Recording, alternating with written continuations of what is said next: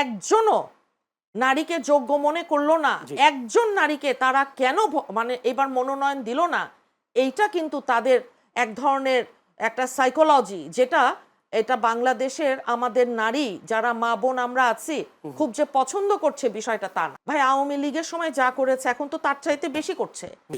Advocate Fahima Nasrin মুন্নির কাছে একটু যেতে চাই। অ্যাডভোকেট ফাহিমা নাসরিন মুন্নি, যদি ডক্টর ফেরদৌস আরা খানমের এই অভিযোগগুলো যদি আপনি বুঝতে পারেন তাহলে এর জবাব চাই প্রথমে, যে আপনি কি জবাব দিবেন। আসলে যদি এভাবে বলি বিএনপি কি জামায়াতকে ভয় পাচ্ছে কিনা, তাহলে এভাবে মহিলাদের উপর হামলা কেন করছে।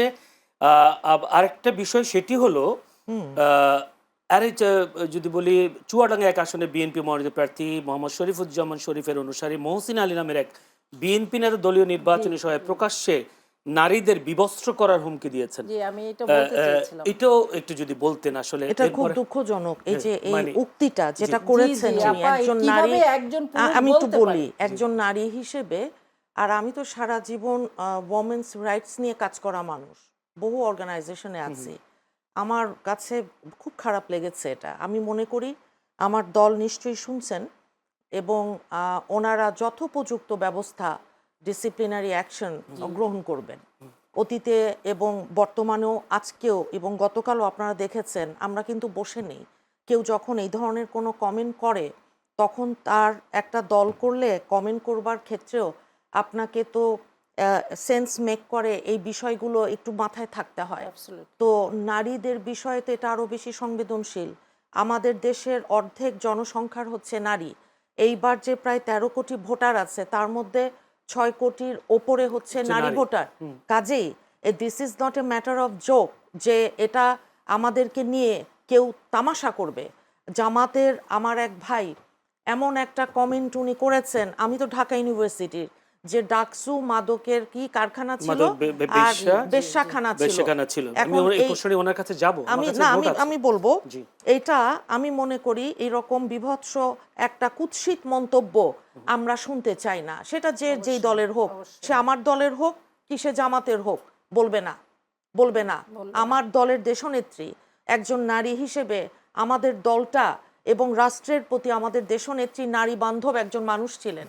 আমাদের শহীদ জিয়ার সময় আপনি দেখেছেন যে আজকে যে লক্ষ কোটি নারী শ্রমিকরা গার্মেন্টসে কাজ করছে সেই সময় করা, আজকে যে হাজার হাজার নারী শ্রমিকরা অত্যন্ত দক্ষতার সাথে বিদেশে যাচ্ছেন কাজ করছেন শহীদ জিয়ার সময় করা, আমাদের দেশনেত্রী অবৈতনিক শিক্ষা নারীদের, আমাদের দেশনেত্রী উপবৃত্তির যে ব্যবস্থা করেছিলেন যেটা মডেল শিক্ষা ব্যবস্থা হিসেবে পৃথিবীর অন্যান্য দেশ তারা লুফে নিয়েছে। দেখেন বাংলাদেশটা, আমাদের দেশটা একটা পিতৃতান্ত্রিক সমাজে আমরা বাস করি, এটা ঠিক আছে। এখন এই পিতৃতান্ত্রিক সমাজে আপনি যেই শুরুটা করেছেন নারীর ক্ষমতায়ন, এখন নারীর ক্ষমতায়ন নাকি নারীর রাজনৈতিক ক্ষমতায়ন, আপনি কোনটা মিন করছেন? আমি দুটোই আসি। নারীর ক্ষমতায়ন বলে সবগুলোই এক্স্যাক্টলি আসবে। তো সেটা হলে প্রাথমিকভাবে আমরা বুঝি নারীর অর্থনৈতিক মুক্তি, নারীদের যে কর্মসংস্থানের ব্যবস্থা এবং সিদ্ধান্ত গ্রহণের যে ক্ষমতা একজন নারীর, তো সব কিছু মিলিয়ে আমাদের এই সমাজটা নারীর নিরাপত্তা বিধান করতে পেরেছে কি? পারেনি। এক কথায় যদি বলি না, পারেনি। দেখেন আমাদের এই সমাজটা নারীকে যে সম্মান, যেই মর্যাদা, সেটা কি দিতে পেরেছে সেইভাবে? আমার বোন উনি যেই কথা বললেন যে এই রকম হামলা কিছু ঘটনা ঘটছে, খুবই দুঃখজনক। কিন্তু এখানে একটা প্রশ্ন করে রাখি মুন্নিপা, সেটা হচ্ছে উনি আরেকটা অভিযোগ করেছেন যে দলের পক্ষ থেকে এইসব ঘটনা নিয়ে কোনো ধরনের প্রতিবাদ বা অ্যাকশন দেখে নাই। এটা আমি বলছি আমি তো সেটা বললাম যে ব্যবস্থা নেবে, ডিসিপ্লিনারি অ্যাকশন বলেছি আমি। দেখেন আমরা দেখছি যে আমাদের এই নির্বাচনের শুরু হওয়ার সাথে সাথেই জামাতের আমাদের যারা বোনরা আছেন ওনারা মানুষের বাসায় বাসায় যাচ্ছেন, মিরপুরের ঘটনা সহ বহু ঘটনা, এনআইডি কার্ড নিচ্ছেন, বিকাশ নাম্বার চাচ্ছেন, বহু ভিডিও আছে সোশ্যাল মিডিয়ায়। এখন এগুলো না অত্যন্ত গোপনীয় একটা ব্যাপার। একজন নাগরিক হিসেবে আপনার কোনো গোপন তথ্য আমি প্রকাশ করে দিব না, কারণ এটা আপনাকে সংবিধান দেয়, আমাদের দেশের আইনগুলো দেয় যে কি, যেই কারণে ফ্যাসিস্ট এবং স্বৈরাচারের আমলে একটা সংস্থা ছিল না, সারাটা দিন রাত আমাদের ফোনে ওই যে মেশিন বসিয়ে সব শোনে, আর ওই সব কথা শুনবে এবং কারো কারো আমাদের নেতা নেত্রীর কথা ফাঁস করে দিত। একটা অর্গানাইজেশন ওই যে ওই ইয়ের থেকে, ইসরায়েল থেকে পেগাসাস নামে যে একটা ওই মেশিন পত্র এগুলো এনেছিল। এখন আজকে তো তারা বসে নাই, এখন তো বাংলাদেশের ফ্যাসিস্ট যেহেতু পালিয়ে গেছে, তো বিতাড়িত করা হয়েছে তাদেরকে। তো তাহলে এখন যখন আমরা দেখছি যে এই গোপনীয় তথ্যগুলো, মিরপুরের ঘটনায় আপনি দেখবেন একজন নারী গৃহবধূ, ওনার কাছে যখন ওনারা অ্যাপ্রোচ করছেন, চাচ্ছেন, তখন ওনার স্বামী এসে জিজ্ঞেস করেছেন কেন চাচ্ছেন, তখন এলাকার মানুষ এসে কথা বলেছে, সেই দোষটাও আমাদের বিএনপির উপর দিয়ে দিয়েছে। এখন যদি সেটার ভিডিও, সেটার অডিও, সেই নিউজগুলো সোশ্যাল মিডিয়ায় এইভাবে না আসতো, তাহলে তো আমাদের ওপর। একটা জিনিস জামাত কেন করছে আই হ্যাভ নো আইডিয়া, বুঝি পলিটিক্যাল গেইন, আদারওয়াইজ যে তারা তো আমাদের সাথেই ছিল 17 বছর ধানের শীষের প্রতীক নিয়ে নির্বাচন করেছে, তারা আমাদের সাথে মন্ত্রী ছিল, এমপি ছিল, নারীরা তারা আমাদের সাথে থেকে মহিলা কোটায় এমপি হয়েছে।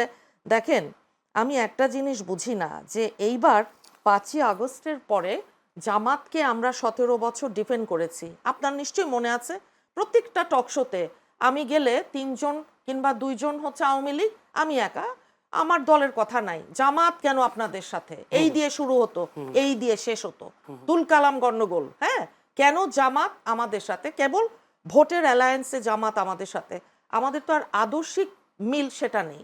কিন্তু জামাতের তাদের যে অপতথ্য, তারা সোশ্যাল মিডিয়ায় বট বাহিনী যেটা বসিয়েছে, অপতথ্য ছড়ানো, ভুল তথ্য ছড়ানো, মানুষকে কনফিউজ করা, এআই দিয়ে বহু রকম জিনিস তৈরি করা, এখন তো আর্টিফিশিয়াল ইন্টেলিজেন্সের যুগ। আমি মনে করি প্রায় 2 সপ্তাহ বাকি আছে, অল্প সময়, এই 2 সপ্তাহের মধ্যে এআই দিয়ে কিংবা অন্যান্য মিথ্যা তথ্য প্রোপাগান্ডা গুলো আমরা কিভাবে মোকাবেলা করব, এটাই ভাই আমাদের একটা বড় চ্যালেঞ্জ। অন্যান্য দল কি বসে আছে? কেউ বসে নাই, কেউ বসে নেই, কেউ বসে নাই। সবাই তো মেয়েদের, নারীদের উপরে। আর একটা শেষ লাইন বলে দিই, শেষ সব তো আছে বুলিং। শুনেন, আমার ফেসবুক পেজ নাই করে দিয়েছে, একবার না, আমার নামে ওই যে ক্লোন, ওই যে নানান ফেসবুক পেজ বানায়, ভালো কথা বানাক ভাই, আওয়ামী লীগের সময় যা করেছে এখন তো তার চাইতে বেশি করছে, তার চাইতে বেশি হচ্ছে সাইবার বুলিং। এটা তো আশা প্রত্যাশা ছিল না, এটা তো প্রত্যাশা ছিল না যে তারা গেছে। ভাই আমাদের কেন এখন টার্গেট করলেন আপনারা? কিসের জন্য ভাই? নারীদের চরিত্র হনন করে কি আনন্দ পান, সেটা দরকার নেই। আর আরেকটা কথা শুধু বলি জামাতের জন্য, যে আপনি যে কথাটা বললেন, জুলাই সনদ সই করেছে জামাত, যেমন বিএনপি করেছি, আমরা করেছি, সেখানে 5% নারীদের সরাসরি নির্বাচনে মনোনয়ন দেওয়া হবে বলা হয়েছে। আমরা আমাদের হয়তো 5% থেকে একটু কম, 10 জন, 3.5, আচ্ছা যাই হোক, 10 জন নারীকে দিয়েছে। ইনশাল্লাহ আগামীতে এটা অনেক বেশি হবে, সেই প্রত্যাশা আমরা করি। তবে জামাত কেন একজনও নারীকে যোগ্য মনে করলো না, একজন নারীকে তারা কেন মানে এবার মনোনয়ন দিল না, এইটা কিন্তু তাদের এক ধরনের একটা সাইকোলজি, যেটা এটা বাংলাদেশের আমাদের নারী যারা মা বোন আমরা আছি খুব যে পছন্দ করছে বিষয়টা তা না। ধন্যবাদ। আমি